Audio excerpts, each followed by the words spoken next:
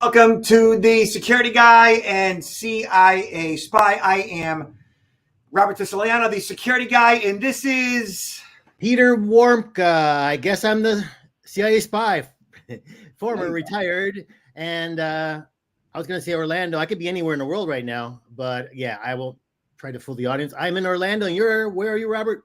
I'm in Boston, Massachusetts, Peter. Great time to be there. Yeah, well, if you don't mind it being, 40 degrees, but, we deal. It's all right. I think I might even be cooler than that. It's that time of the year. I just came back. I don't think I told you. I just came back from Miami. I was invited to get on you heard of Telemundo? Oh, it's yeah. a very large.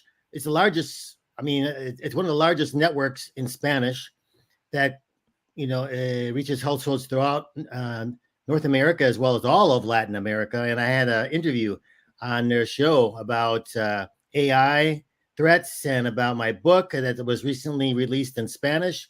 And I did the interview in Spanish. Can you believe that? You didn't. Now, how did you do? Do you speak Spanish? Yes, I do. I mean, I say fluent, but then again, when I hear myself, I said, well, I've heard people speak better. No, but I speak Spanish. I've had so many years living throughout Latin America and using that language every day. And I speak Portuguese. And actually, I'm going to be giving a conference for 4 days in December in Las Vegas for Brazilian magistrates. And it's all going to be in Portuguese.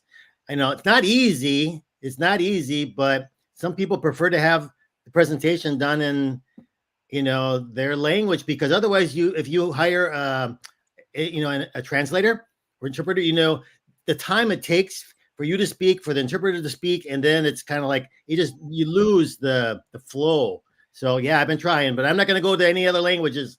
That's enough for me. So you speak fluent Portuguese? Yes, I do. Say artificial intelligence in Portuguese. Inteligência artificial. Oh, that's easy. I'm still pretty. A lot of the more recent terms, especially the technological terms, they're really similar to English. The pronunciation, of course, is different, but the actual words are very similar. You are a talented dude, Peter. I love it. Okay.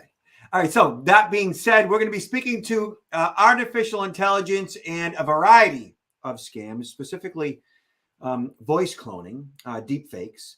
So here is an announcement from the Michigan Department Attorney General discussing that artificial intelligence makes scams harder to spot. And that's really what artificial intelligence is best at right now in regards to fraud, is that it just makes the scams that much more believable.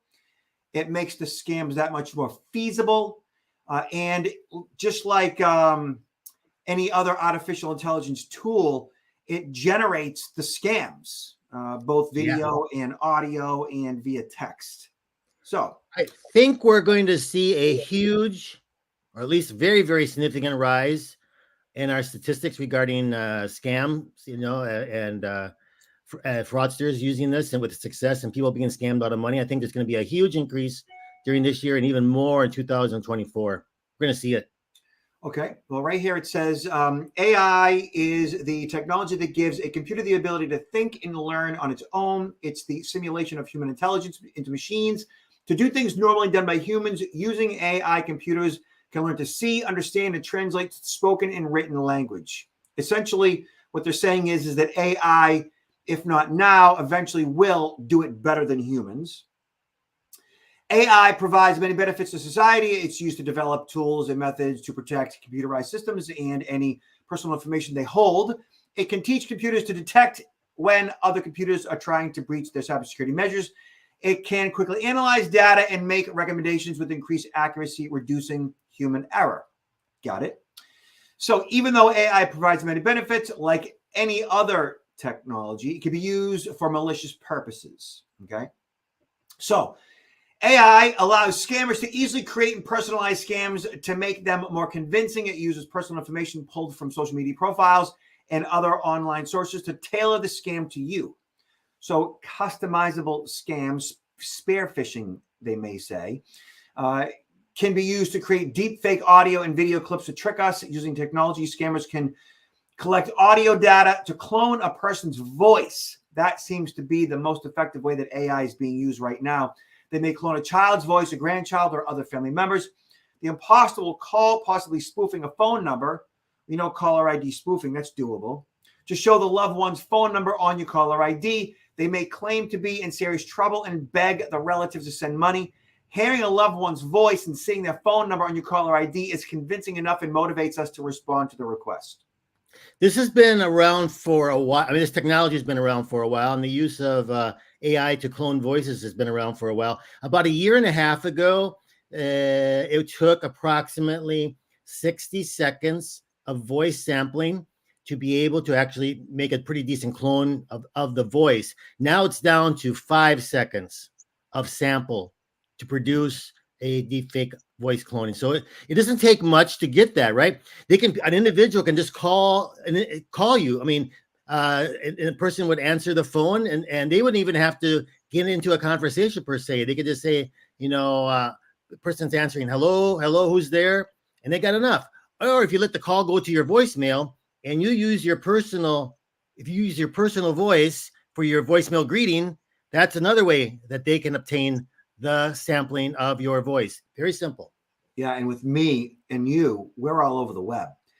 Our likeness, our video, our audio, our everything is all over the web.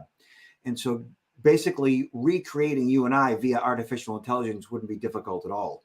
I've got, hundreds and hundreds of videos online, maybe thousands at this point, both TV and shorts and my own, everything. So yeah, that for somebody to clone me is a no-brainer. For you, is a no-brainer. Yeah. Well, no one should think that they're immune to this potential threat of getting their voice cloned, because as I mentioned, just a few seconds is all that's required. So we can get that from almost anybody. So I would suggest one of the first things you want to do is, if you have a personalized message for your voicemail, change that. Use the the one that's the optional one that you can just use the phone to generate its own its own voice versus yours. That would be something you should do. For most people, that's a really good idea. So it says to learn to recognize the ingredients of a scam. I like that, ingredients. So pressure to act immediately. That's always a part of most scams. You get all emotional. Do this quickly or else. Yeah. Use of scare tactics or enticing offers. And that's the or else part. An offer too good to be true. We've seen that a million times. Demand for money, typically in an unusual form, like wire transfer, gift card, a pay app like a Venmo or PayPal or crypto. Requests for sensitive or personal information. So I think we could tell you all day long, if you ever get a call from a loved one who's in distress, think twice before you act or react, because that distressing call from a loved one could be true or it might not be true. And so the best thing to do right then and there is to hang up and call them back at a phone number that you know is good, or call a loved one like their father or their brother or their sister or their child to confirm the legitimacy of what's going on. But here's the deal. Even though we say, if a loved one calls you in distress, it's their voice, it's whatever, and I say, do this to check to see if it's real, you're going to be so emotionally charged up, you're going to forget what I'm saying to you right now. And or your first impulse is to help that person, and everything else just flies out the window. Well, there's another thing I would highly recommend. I actually mentioned this when I was on the air the other day, with Telemundo, is that establish. We have the chance now. We're getting together for the holidays, most families, right? Thanksgiving and Christmas, and it's an important time to talk about this type of scam and how we can establish a safeguard within our family of using a code. It could be a word. It could be a phrase that if that phrase or if that word is not used in that communication, it is not verified. It could very well be a scam. All right. Yeah. So but you just can't mention it once. You got to reinforce that with your family and say, this is the family code. And if we don't hear this code, that emergency is not real. So that brings us to the Washington Post. Should you have a family safe word against AI voice spoofing scams? How and whether to plan for criminals pretending to be a loved one in distress. So he, meaning this guy Woods, who's a digital security executive, has rehearsed with his daughter as a code word. so that if they're in danger to call their dad for help. Woods knows that it's really them and not an imposter faking his child in distress. Woods, he's a digital security executive, a former law enforcement officer. He admits that like his methods might be a little over the top. I think it's great. But Woods also knows that criminals will say anything, even falsely claiming that they have kidnapped your loved one, using artificial intelligence to fake their voice, pleading for help. So should we all set up anti-imposter code words with friends and family? It doesn't hurt. Is it overkill for a terrifying but uncommon danger, like wearing a helmet everywhere, in case you're hit by false debris? Well, I don't think it's a bad idea to have a code word. Look at this right here, right? This is from CNN. Mom, these bad men have me. She believes scammers cloned her daughter's voice in a fake kidnapping. So there's the mom. That's the one that was in Colorado that she went away on a skiing trip. Yeah, Jennifer DeStefano's phone rang one afternoon as she climbed out of her car outside of a dance studio where her younger daughter Aubrey had a rehearsal. So there is the mom. There's the older daughter. They look exactly alike. There's the younger daughter. They all look alike. Isn't that fun? The caller showed up as unknown, and she briefly contemplated not picking up. So if it was her daughter's caller ID versus unknown, forget it, right? But her older daughter, 15-year-old Brianna, was away training for a ski race, and DeStefano feared it could be a medical emergency. Hello, she answered on speakerphone as she locked up her car, lugged her purse and laptop bag into the studio. She was greeted by yelling and sobbing. Mom, I messed up, screamed the girl's voice. What did you do? What happened? DeStefano asked. The voice sounded like it was breeze, the inflection, everything, she told CNN. Then all of a sudden heard a man saying, lay down, put your head back. And I'm thinking she's being gurneyed off of a mountain, said the mother, which is common when you're skiing. So she started to panic. Oh man, these SOB scammers. Can you imagine? That is traumatic. Yeah, dude. As the cries for help continued in the background, a deep male voice started firing off commands. Listen here, I have your daughter. You call the police, you call anybody, I'm going to pop her something so full of drugs. I'm going to have my way with her, then drop her off in Mexico, and you're never going to see her again. What an asshole. Then she ran into the dance studio, shaking her screams for help. She felt like she was suddenly drowning. Like, of course you would. My wife would lose her mind. Well, a lot of people would, yeah. Oh my God. After a chaotic rapid-fire series of events that include a $1 million ransom demand, 911 call, and a frantic effort to reach Brianna, the kidnapping was exposed as a scam. But a puzzled Brianna called her to tell her mother that she didn't know what the fuss was and everything was fine. But DeStefano, who lives in Arizona, will never forget those 4 minutes of terror and confusion. So apparently she must have called her daughter. Tried to probably. Maybe, because a lot of kids don't answer the phone. It ends up, you ring, maybe you leave a message. That's a problem too. If you're trying to call to verify, if the kids are not answering the phone immediately, that, every second before they call you back 5 minutes later, you can imagine what can happen in 5 minutes. So it says a mother knows her child, she later said. You can hear your child cry across a building and it's yours. So she must have figured out at some point in the first couple of minutes that something was just wrong. Like it just didn't sound like her daughter crying in the background. I think I don't know if I mentioned it here, but I read another story. I think the mother called the father and explained what was going on. And the father said, just wait, calm down. Let's slow this down a bit and try to figure this, if this is real or not. All right. So let's get on to something from Time Magazine over here. From scams to music, AI cloning is on the rise. Arizona family was terrified months ago. Yeah. So Jennifer DeStefano, same deal. So although data on how prevalent AI-powered scams are limited, stories or similar incidents continue to pop up on TikTok. Okay. So AI cloning in the music industry. Let's go over to. Yeah, it's a big problem. Yeah. Okay. So did you see this one, Peter? So confessions of an AI deepfake propagandist using 11 labs to clone Jill Biden's voice. Yeah, I've seen a few of those. A recent deep fake video of the First Lady of the United States of America, Jill Biden, where she attacks her own husband, Jill Biden,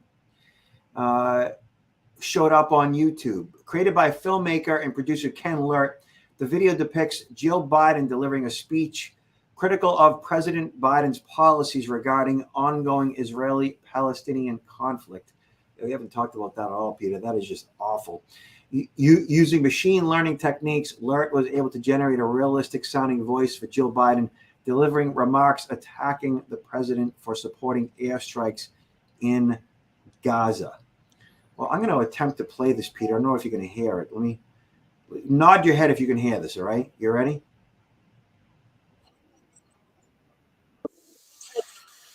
Can you hear it? No. Okay. So if you can't hear it, that means nobody else can. But this is the thing, though, Robert. We're seeing more and more of these things pop up across social media.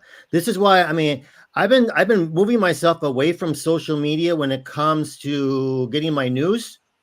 When it comes to getting my news, I'm going with pretty much the standard networks for news, because at the very minimum, even though those standard networks many times are biased, every network is biased, right? I think you agree with me. But at least the news that they'll put on there, the videos are typically, they're going to verify them before airing them. So I think at a minimum, we can get some bias in the commentary of the news, but we can save ourselves from a lot of these really deep fakes that can go viral on social media, and then people are just going crazy. Crazy. AI-generated scam cons Sugarland man out of $17,000. An 82-year-old man reportedly received a call believing it was from his son-in-law. The caller convinced him to send thousands of dollars. Jerry, identified only by his first name, said he received a call from a stranger who introduced himself as Sergeant Matthew with the San Antonio Police Department. The caller told Jerry that his son-in-law, Michael, was in jail for a serious accident that he caused. Another voice, which Jerry then thought belonged to his son-in-law, came online asking Jerry to help pay for his release. The scammers convinced Jerry to take out $17,000 and hire a courier to deliver the cash from the assisted living facility where Jerry resided with his wife. Oh, man. Although Jerry wrote down the license plate numbers in the vehicles that drove off with his money, officers told the Sugarland Police Department said leads in any linked courier service turned up short. Peter, what is going on? No, this is increasingly a huge problem. And what we really, I think I maybe mentioned this last, what we really need, the people need to share their stories. Everybody has a family member who's gone through something like this or similar to this. A good friend of mine told me the other day that actually he received a call and supposedly his daughter was kidnapped, and they had cloned the daughter's voice, but they used one term that she never referred to him as Poppy. And it was Poppy. And he said, that's not my daughter. But the voice with the clone voice was real. And I said, we need to share your story. And so I got a story on video, and I'm going to air it at some point. But if we get more and more people to share their stories, and I welcome those, I got a page on my website on counterintelligence.institute.com where people can share their stories. And I want to start putting those out. And if they don't want to share their name, that's perfectly right. But the more people share what's going on, the better educated, and we can help other people from falling victim to these same types of things, because this is really growing. And once in a while it comes out in an article, but it's a lot bigger of a problem than most people will recognize. Huge. Look at this. High schooler calls for AI regulations after manipulated pornographic images of her and others shared online via CNN. Yeah, this is like my absolute every nightmare. So this appears to be the mother and the daughter. They look alike too. So a student in New Jersey is calling for the federal legislation to address AI-generated pornographic images. She says photos of her and other female classmates were manipulated and possibly shared online over the summer.